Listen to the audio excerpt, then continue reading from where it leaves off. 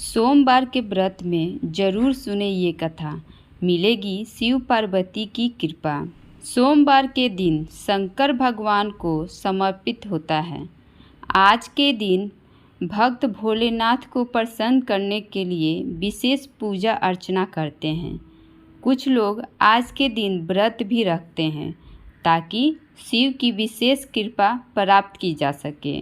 बाबा भोलेनाथ के आशीर्वाद के लिए आप भी सोमवार का व्रत कर रहे हैं तो शिव व्रत कथा को पढ़कर या सुनकर इस उपवास को पूरा करें। तो चलिए अब शुरू करते हैं भगवान भोलेनाथ का कथा। प्राचीन काल में रत्नभद्र नाम से प्रसिद्ध एक धर्मात्मा यक्ष गधमात पर्वत पर रहता था।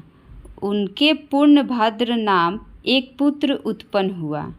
अंत में अनेक भोगों को भोग कर उस रत्नभद्र ने शिव ध्यान पारायण को परम संत शिवलोक को प्राप्त किया।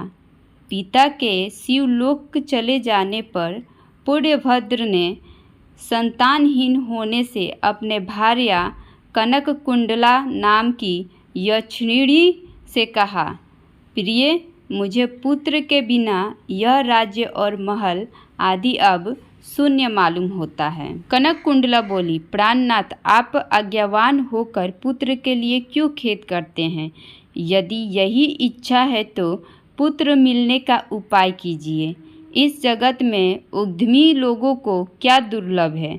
जो प्राणी प्रारब्ध के भरोसे रहते हैं वह निततः का पुरुष हैं, क्योंकि अपना किया हुआ कर्म भी प्रबंध है और कुछ नहीं। इस कारण प्रतिकूल प्रबंध को शांत करने के लिए समस्त कार्यों के लिए कार्यरूप भगवान शिव की शरण में जाना चाहिए। यदि आप सर्वश्रेष्ठ पुत्र चाहते हैं तो भगवान शिव की शरण ग्रहण कीजिए। अपनी पत्नी की बात सुनकर यक्षराज ने गीतवाद से भगवान शिव का पूजन कर पुत्र की अभिलाषा पूर्ण की। उसका नाम हरिकेश पड़ा। पुत्र उत्पन्न होने की प्रशंसा से उसके अनेक दान पुण्य किए। जब हरिकेश 8 वर्ष का हुआ तभी से वह खेल में बालू का शिवलिंग बनाकर दुर्वा से उनका पूजा करता और साथियों को शिव नाम से ही पुकारता था। वह रात दिन हे शेखर, हे भूतेश, हे मृत्युंजय, हे नीलकंठ आदि पवित्र नामों का उच्चारण करता रहता और मित्रों को प्रेम करता हुआ बार बार इन्हीं नामों से पुकारता रहता था।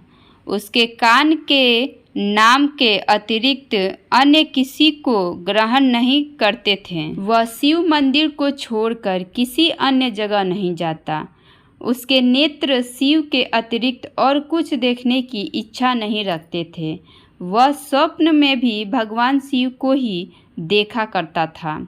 हरिकेश की यह दशा देखकर उसके पिता ने उसे गृह कार्य में लगाने की अनेक चेष्टाएं की, किंतु उस पर कुछ भी असर नहीं हुआ।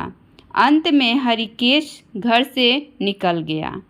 कुछ दूर जाकर उसे भ्रम हो गया और वह मन ही मन कहने लगा, हे शंकर, कहाँ जाऊँ, कहाँ रहने से मेरा कल्याण होगा।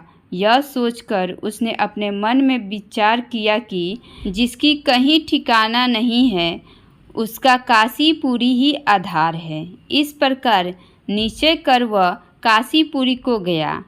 जिस अभिमुक्त क्षेत्र में पंच भौतिक देह त्याग कर प्राणों का शिव की प्रशंसा से फिर देह से संबंधित नहीं रहता, उस आनंदवन में जाकर तप करने लगा। कुछ समय बाद भगवान शिव ने पार्वती को अपना विहार वन दिखाया। वह अनेक सुगंधयुक्त पल्लवों से शोभित था। शिव बोले, हे देवी, जैसे तुम मुझको बहुत प्रिय हो वैसे ही यह आनंदवन भी मुझे परम प्रिय है। मेरे अनुग्रह से इस आनंदवन में मरे हुए जो जन्म मरण का बंधन नहीं होता, अर्थात वह फिर संसार में जन्म नहीं लेता, पुण्य आत्मा के कर्म बीज विश्वनाथ की प्रज्वलित अग्नि में जल जाते हैं। उसी से फिर वे गर्भाशय में नहीं आते। काशीवासी लोगों के देहांत समय में मैं ही तारक ब्रह्मज्ञान का उपदेश देता हूँ, जिससे वे उसी क्षण मुक्त हो जाते हैं। कलयुग में विश्वनाथ देव का दर्शन, पूजन, काशीपुरी, भागीरथी, गंगा आदि का सेवन तथा सत्रपात्र को दान विशेष फलदायक होता है। हे देवी, काशीवासी सदा मुझमें ही बसते हैं, इससे मैं उसको अंत में संसार सागर से पार करा देता हूँ। यह मेरी प्रतिज्ञा है। इस तरह वार्तालाप करते करते भगवान शिव उस स्थान पर गए जहाँ हरिकेश समाधि लगाए बैठा था। उसको देखकर पार्वती जी ने कहा, भगवान, यह आपका तपस्वी भक्त है। इस समाधिस्थ भक्त को वर देकर इसका मनोकामनाएं पूर्ण कीजिए। इसका चित्त केवल आप में ही लगा है और इसका जीवन भी आपके ही अधीन है। पार्वती की बात सुनकर भगवान शिव उसके पास गए और उन्होंने समाधि में स्थित उस हरिकेश को हाथ से स्पर्श किया। दया सिंधु का स्पर्श पाकर उस यक्ष ने आंखें खोलकर अपने सम्मुख प्रत्यक्ष अपने अभीष्ट को देखा। गदगद स्वर में यक्ष ने कहा कि हे शंभो, हे पार्वती पते, हे शंकर, आपकी जय हो। आपके कर कमलों का स्पर्श पाकर मेरा यह शरीर अमृत रूप हो गया। इस प्रकार प्रिय वचन सुनकर भगवान शिव बोले, हे यक्ष, तुम इसी क्षण मेरे वर से मेरे क्षेत्र के दंडनायक हो जाओ।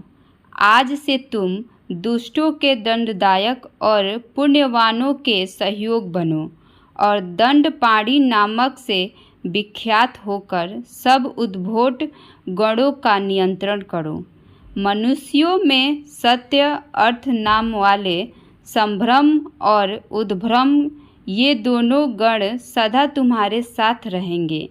तुम काशीवासी जनों के अन्नदाता, प्राणदाता, ज्ञानदाता हो और मेरे मुख से निकले तारक मंत्र के उपदेश से मोक्षदाता होकर नियमित रूप से काशी में निवास करो। भगवान शिव की कृपा से वही हरिकेश यक्ष काशी में दंडपाणी के रूप में स्थित हो गया और भक्तों के कल्याण में लग गया। तो दोस्तों, आपको भोलेनाथ जी की कथा कैसी लगी कमेंट बॉक्स में ज़रूर बताइए और वीडियो को लाइक एंड सब्सक्राइब करिए ताकि अगली कथा भोलेनाथ की आप सब तक पहुंच सके।